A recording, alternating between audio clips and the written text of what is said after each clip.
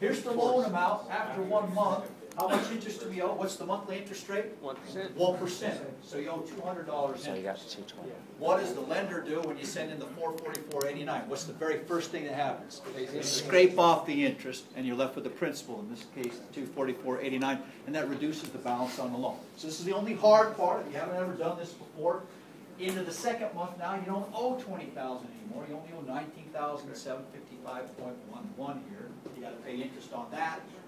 Interest goes down a little bit, principal goes up a little bit, $19,507.77 or 82, depending on how you do your rounding here. You probably used, you didn't use the 444.89, you used the 444. No, what I did is I simply calculated, well, if I've done 2 payments already, I've got... You did the present value of the remaining 58 payments, you clever devil. Talk to him after, because that's a good way to check your answer. When I said devil, I didn't. Is that your Yeah, I've already been, yeah. He's a mere imp.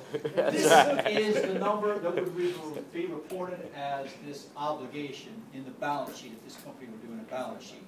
And I'm glad you said what you did, because what this is the present value of the remaining payments. That's the amount that accountants record long-term obligations at in balance sheets, present values of the remaining payments. When we do leases, when we do bonds, we're going to do calculations just like this. Would you go back to the previous slide?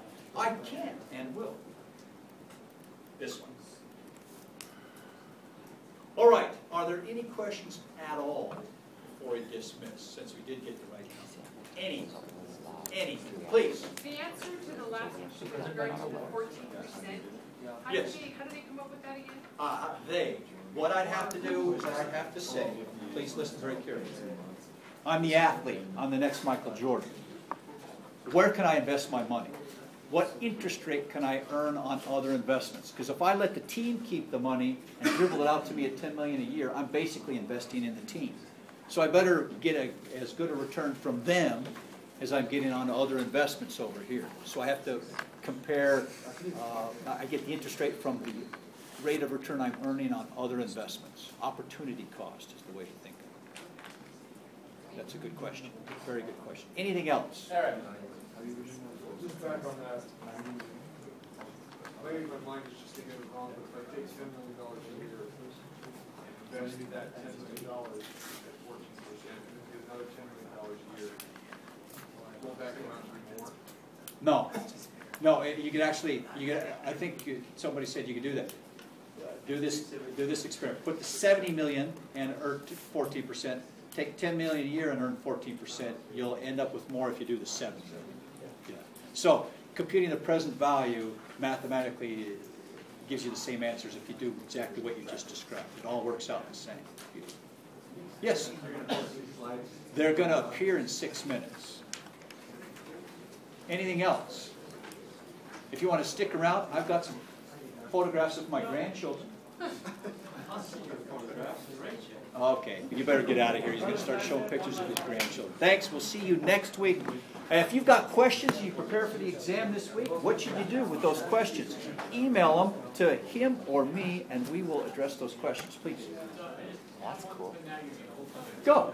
At the very beginning, when brothers died, the other brothers died, and John were negotiating their 2 businesses.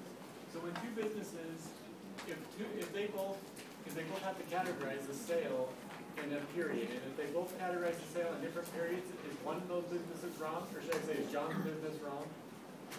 Or is if it's categorized in different periods by 2 different companies, is one of the companies wrong? Not necessarily. It could be wrong. Let's pursue that a little bit more, because that's actually quite an interesting question. President, are we dismissed? Apparently we're pursuing it a little bit more.